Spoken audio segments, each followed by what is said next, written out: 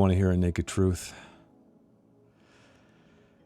I kind of like this book. But before I emasculate myself completely into oblivion, what is the hook? What is It Ends With Us by Colleen Hoover about? After her abusive father's death, Lily Bloom finds herself on a Boston rooftop reflecting on her life. There she meets a man named Ryle Kincaid, and what starts as flirtation turns into a passionate relationship that seems to be everything she's wanted until it takes a dark turn, and she is faced with both physical and mental abuse at the hands of the perfect man. Disclaimer, before I begin, this is going to be rambly, but also I know this book was not written for me. I know I'm not the demographic, but I went into this with an open mind. And as you heard in the very opening lines of this video, I kind of like this book a little bit. So know that I may say some things here that are common to the romance genre that I maybe don't understand. But one thing I do understand is story. So I'm going to be looking at this novel through the lens of storytelling craft as well. So romance novel readers out there, let me know down in the comments what I got wrong, what I got right, and any recommendations you might have. So let us start where I always start, and that is with character. Now I'm going to talk about these three characters individually. I'm going to talk about them together because what would a romance novel be without a love triangle? Now, there are three primary characters in this novel that comprise this love triangle.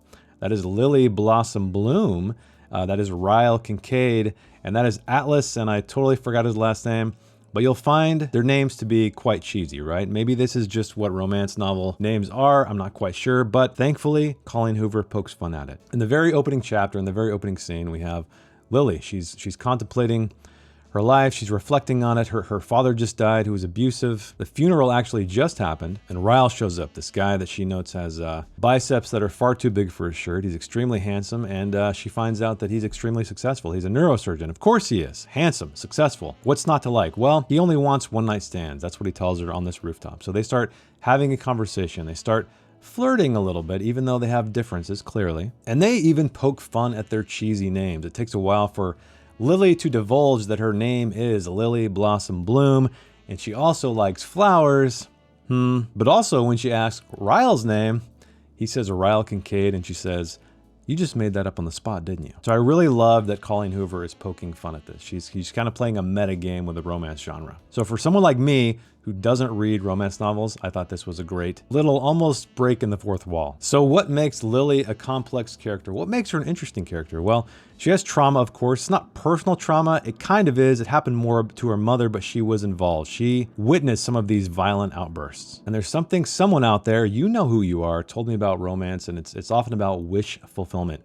And that was kind of my biggest problem with Lily's progression as a character. However, romance novel fans out there, stay with me. I know, this is probably why it worked. But anyway, she opens a flower shop successfully. There's no problems. It's completely easy. And we all know that opening a business is super easy. And it goes swimmingly, except it really never plays a big part in the narrative, which was kind of a disappointment to me. She also, when the abuse starts to happen, kind of acts as you might expect, but she also times some things incredibly perfectly, as if they were written, and I know this is a novel, I know it was written, but even though as authors we're trying to create an emotional roller coaster for the reader, you kind of want to make it feel as realistic as you can within the constraints of fiction anyway. But what makes Lily interesting, to me anyway, is that, and again, you can see this coming from a million miles away, and I'll talk more about this in the plot, but it's the predictability of this entire thing. And maybe romance novel readers out there, you love that, and that's totally fine.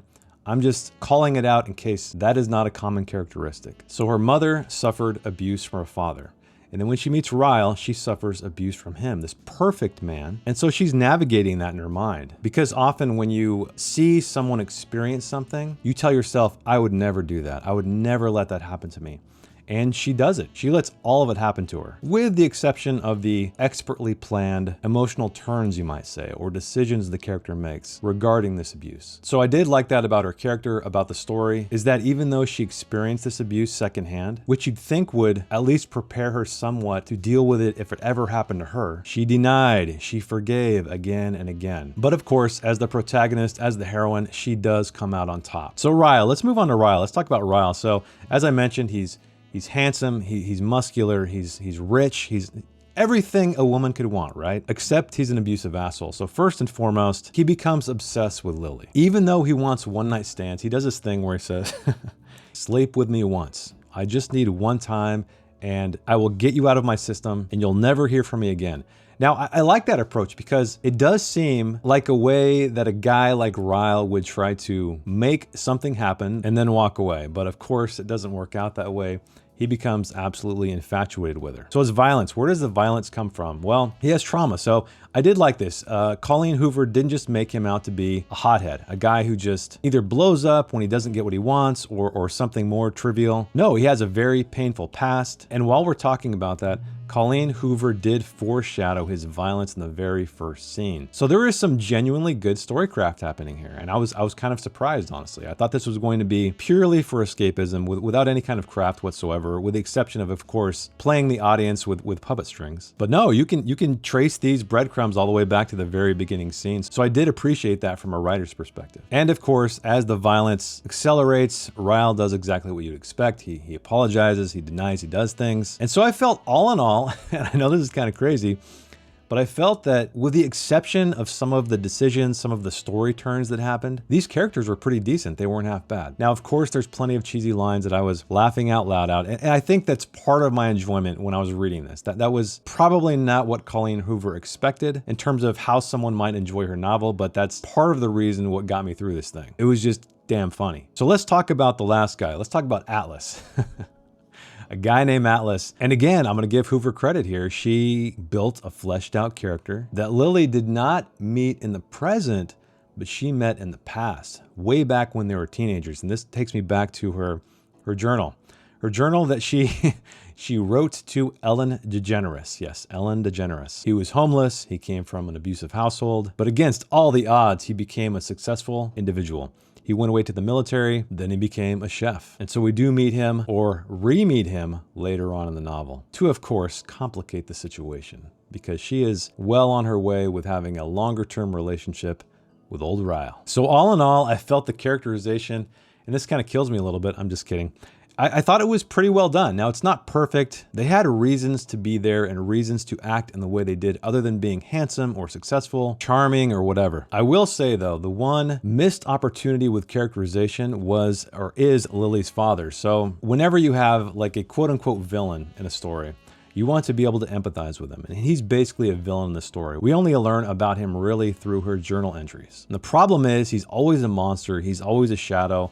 There's only one scene where they have a normal conversation together, and it wasn't enough to get me to empathize with him. Hoover, however, attempted to get the reader to empathize with Ryle at one point, and I just think the story would have been much more powerful if she would have taken the care and the time to do the same thing with Lily's father. Oh, there's one more thing, one fault in characterization, and that is no man alive thinks Ellen DeGeneres is funny. I will leave it at that, and we will move on to plot. The bottom line, it's predictable. And I don't know, maybe that's exactly what romance readers want. They don't want to be surprised. They want to know exactly what's going to happen. And I could see the ending coming from a mile away, but I will say that the stepping stones to get there were entertaining. Like I said, plenty of cheesy lines to laugh at, plenty of turns. And speaking of turns, this novel at times, particularly in the second half, was a roller coaster into melodrama. So what is melodrama, you might ask? Well, that's when the highs are too high and the lows are too low too frequently. It feels as if Colleen Hoover is taking us to the top of the roller coaster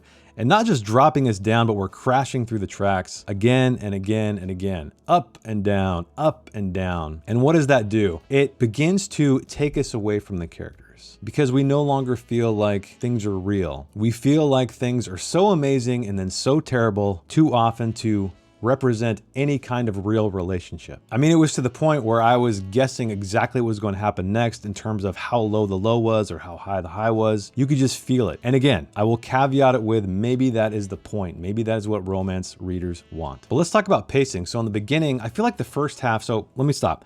The novel is broken into two parts. The first half I felt was a great pace. Things seem to happen at a realistic clip. She opens her store, she meets Ryle, they play cat and mouse for a while. Their relationship slowly builds over time. In part two, things go crazy fast. There are some life decisions that are made and life decisions that happen extremely quickly to a ridiculous degree to where I found it hard to buy. Again, not terrible, and I understand that you're supposed to escalate the story in the second half.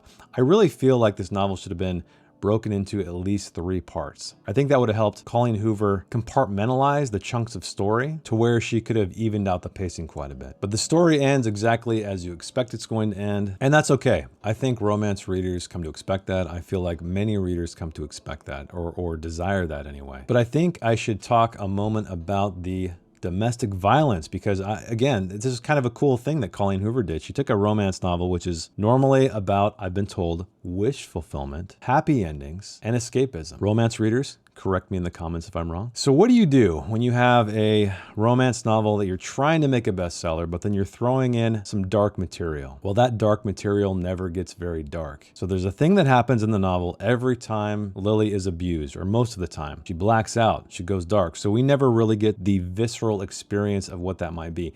And I know what you're saying right now, Jason, you're a sick bastard. No one wants to see that stuff. I still think there's a tasteful way, there's a clever way, there's an effective way to do it to where I truly feel for Lily. Now, I'm not saying I didn't feel for Lily at all, but my emotional attachment to her wasn't as heavy as it could have been. So that's why I think Hoover turned the lights out, essentially, because she knew she couldn't show this stuff. She knew she was going to alienate a certain kind of audience, the mainstream romance audience, but also it kind of detracted from the reality of it, right? What these women all around the world suffer through. And so it works, but then it kind of doesn't, because you have the typical feeling of a romance novel, but then you also have the dark stuff. And you're trying to mix those together, but not in a way where you're going to alienate the general audience. And so it's not as powerful as it could have been. At least I think so. And again, I'm not a romance reader, so maybe she did it just right. So I understand it's a tough balancing act, and I will definitely give her credit for trying a mashup like this. And clearly it's worked for her. So let's talk about the writing itself, or as I like to call it, the cinematography of the novel.